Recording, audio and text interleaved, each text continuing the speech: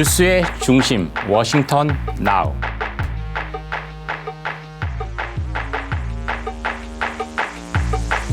안녕하세요. 정인설의 워싱턴 나우입니다. 이번 주는 세 가지 전쟁을 중심으로 이번 주 주요 이슈와 증시의 주요 일정을 살펴보겠습니다. 미국 증시가 한 달 가까이 맥을 못 추고 있습니다. 정말 머리를 쥐어뜯게 하는 잔인한 4월인데요. 다우지수는 4주 연속, S&P와 나스닥은 3주째 내리막입니다. 이쯤 하면 검수완박이 아니라 미주완박이라고 불러도 될 것 같습니다. 검찰 수사권 완전 박탈에 버금가는 미국 주식 상승 여력 완전 박탈인데요. 결코 그러진 않겠죠. 푸틴과 시진핑 그리고 파월 의장이 만들어낸 합작품입니다. 러시아의 우크라이나 침공, 중국 봉쇄령, 미국의 긴축까지 어우러져 완벽한 미주완박을 만들어내고 있는데요. 특히 지난주엔 파월 의장을 비롯한 페드 인사들이 난도질이 가장 강했습니다. 50bp 정도의 빅스텝 인상을 뛰어넘은 75bp의 자이언트 스텝 인상 얘기도 나왔고요. 파월 의장은 5월 빅스텝을 기정사실화하고 3번 내리 50bp를 올리겠다는 트리플 빅스텝, 트리플 악셀도 아니고 트리플 빅스텝 얘기까지 거론을 했습니다. 금리에 초예민해진 기술주들은 혼수 상태에 빠졌습니다. 이번 주엔 초우량 기술주가 늪에 빠진 미국 증시 구하기에 나섭니다. 구독자 급감으로 시장에 충격을 줬던 넷플릭스 쇼크를 만회하기 위해서 강타자들이 줄줄이 대기하고 있습니다. 빅테크가 대표주자로 나섰는데요. 과연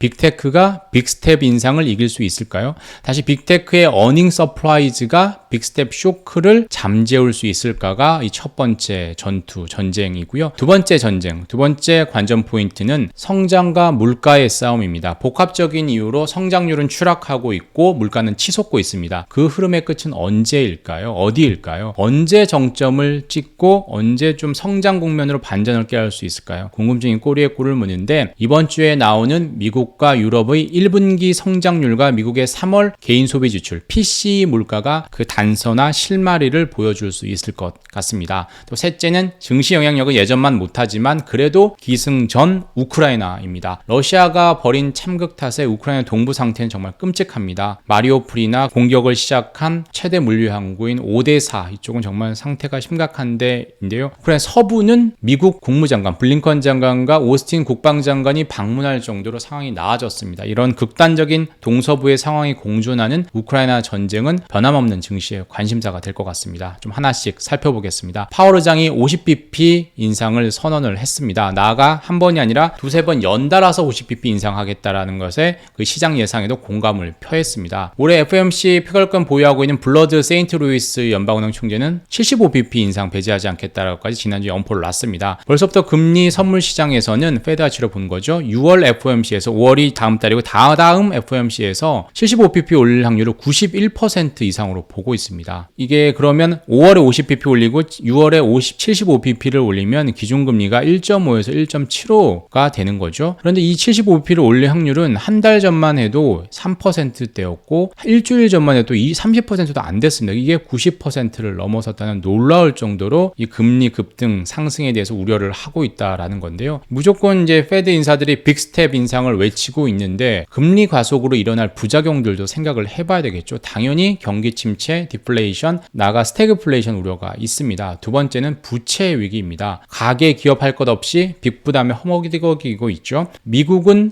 정부 부채, 한국은 가계 부채가 금리 급등 시대의 골칫거리이고요. 셋째는 더 심각한 건 저개발국 신흥국의 위기입니다. 긴축 시대엔 당연히 안전자산과 선진국으로 돈이 몰릴 수밖에 없죠. 미국의 금리 가속은 어떻게 됩니까? 당연히 후진국보다 저개발국보다 미국의 금리가 더 높아지는 금리 역전 현상이 일어나겠죠. 그러면 당연히 신흥국에서 돈이 빠지는 엑소던스가 일어날 가능성이 상당히 크죠. 설상가상으로 안전자산인 달러 가치가 상승하면 신흥국의 환율도 엉망이 됩니다. 신흥국의 가치가 평가 절하가 되겠죠. 이렇게 되면 금융시장이 취약한 신흥국들이 속수무책입니다. 게다가 저개발국들은 중국에 특히 많은 빚을 지고 있습니다. 안 그래도 돈을 못 갚고 있는 저개발국들이 부지기수인데 금리가 올라서 빚 부담이 더 늘어나면 아예 못 갚겠다 선언한 디폴트나 모라토리엄을 선언할 수 있겠죠. 대표적인 동남아, 아프리카, 남미, 중남미인데 스리랑카, 파키스탄, 인도네시아도 요즘 얘기 나오고요. 페루, 콜롬비아, 베네수엘라, 아르헨티나 이런 얘기 많이 나오고 아프리카에도 에티오피아, 수단 이런 얘기도 많이 나오고 이집트 얘기까지 나오고 있습니다. 이런 나라들이 상당히 힘들어지면 결국 그 나라들에 물려있는 나라가 누구다? 중국입니다. 그래서 안 그래도 봉쇄령과 수출 부진으로 중국 경제가 삐끗하고 있는데 이런 모라토리엄 줄부도가 있으면 더 중국 경제 치명적인 타격을 주겠죠. 이렇게 되면 1990년대 후반 아시아 금융위기보다 더한 위기가 재현될 수 있다라는 전망이 나오고 있습니다. 이런 부작용에도 불구하고 그래도 금리를 긴축을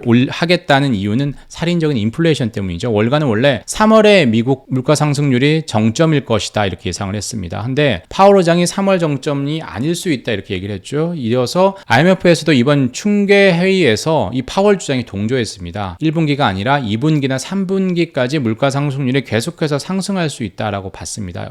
미국도 2분기 아니면 3분기, 유럽도 2분기 아니면 3분기, 이머징 마켓도 2분기 아니면 3분기에 물가 상승률이 정점일 것이다. 이렇게 IMF도 예상을 한 거죠. 아니면 이것도 우크라이나 전쟁이 더 오래 가면 더 전망을 또 수정을 해야 되겠죠. 결국 인플레이션이 심해지면 앞서 말씀드렸던 것처럼 성장률은 훼손될 수밖에 없습니다. 성장과 물가 상승, 인플레의 이런 안 좋은 관계, 서로의 어떤 트레이드오프하는 그 관계를 이번 주 후반에 확인할 수 있습니다. 미국 시간으로 28일 목요일에 미국 1분기 GDP 속보치가 나옵니다. 미국의 성장률은 속보치, 잠정치, 확정치로 3번에 걸쳐 나옵니다. 속보치, 플래시, 어드밴스 이렇게 표현을 하는데 이게 나오고 기간에 걸쳐서 조금씩 수정이 되는 거죠. 연율로 환산한 미국의 1분기 성장률 전망치는 1% 안팎으로 지난해 4분기에 기록했던 6.9%보다 훨씬 확 떨어질 것으로 예상이 되고 있습니다. 코로나19발 인플레이션에 우크라이나발 공급 부족 그 위기가 겹친 탓인데요. 과연 그럴지도 한번 봐야 되고요. 다음 날인 29일에 유럽연합도 1분기 성장률을 내놓습니다. 미국보다 1분기는 성장률이 좀 나을 거다. 좀 훼손되는 게 좀 덜할 거다라고 보고 있는데 다만 1분기보다 중요한 게 2분기죠. 대부분 금요일에 이런 유럽의 주요 국가들이 1분기 성장률을 내놓는데 그거 추이도 한번 봐야 될 것 같고요. 말씀드렸지만 문제는 미국이든 유럽이든 2분기가 문제이겠죠. 전쟁 영향이 확연하게 들어오는 특히 유럽이 그렇겠죠. 왜냐하면 미국보다 유럽이 훨씬 우크라이나, 러시아의 의존도가 크기 때문인데요. IMF도 그렇게 예상을 했습니다. 전쟁 영향으로 2022년보다 2023년에 성장률을 더 갉아먹을 것이다. 서유럽 선진국들은 1.3%포인트 떨어지고 동유럽, 저개발국 유럽 국가들은 2% 정도 성장률이 떨어질 것이다. 포인트 떨어질 것이다. 이렇게 봤으니까 중국도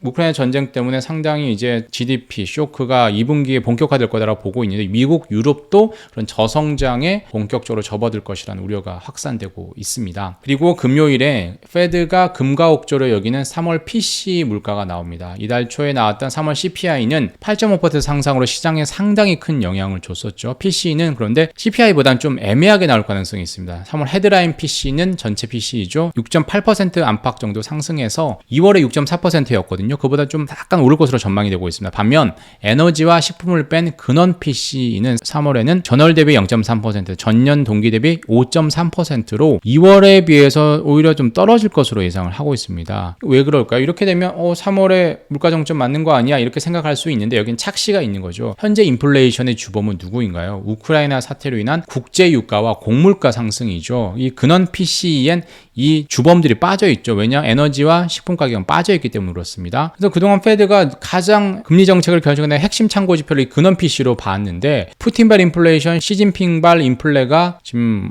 화랑하고 있는 이 현 시점에서 근원 PC를 핵심 참고 지표로 볼 수 있느냐라는 지적도 나오고 있습니다. 그리고 현 시점이 인플레이션의 정점인지는 아무도 알 수 없지만 이번 주가 어닝 시즌의 정점인 것은 절정인 것만은 분명합니다.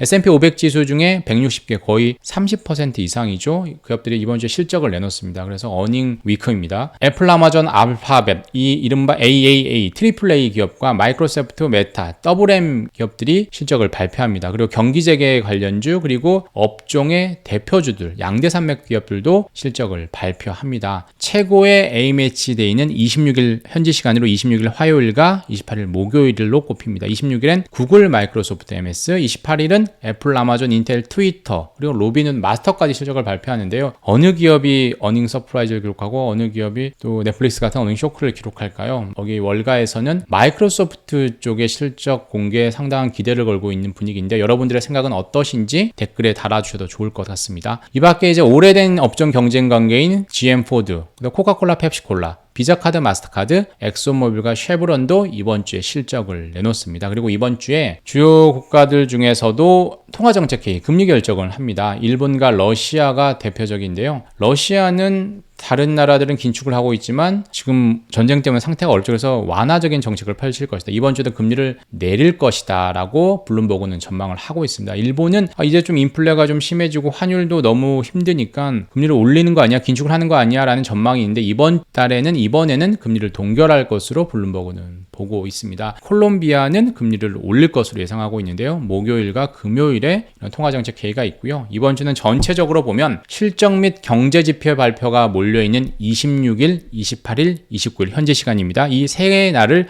주목해야 될 것 같습니다. 그 승부처에서 빅테크가 빅스텝 인상을 이겨내느냐, 성장이 물가의 견제를 극복하느냐, 그리고 우크라이나에서 좋은 소식, 희소식을 전해줄 수 있느냐에 따라서 글로벌 증시의 향방이 결정될 것으로 보입니다. 이 세 가지 전쟁에서 1승만 거둬도 증시 분위기는 좀 변할 수 있을 것 같은데요. 기도하는 마음으로 시장을 열심히 지켜봐야 되겠습니다. 지금까지 정의실의 워싱턴 나우였습니다. 감사합니다.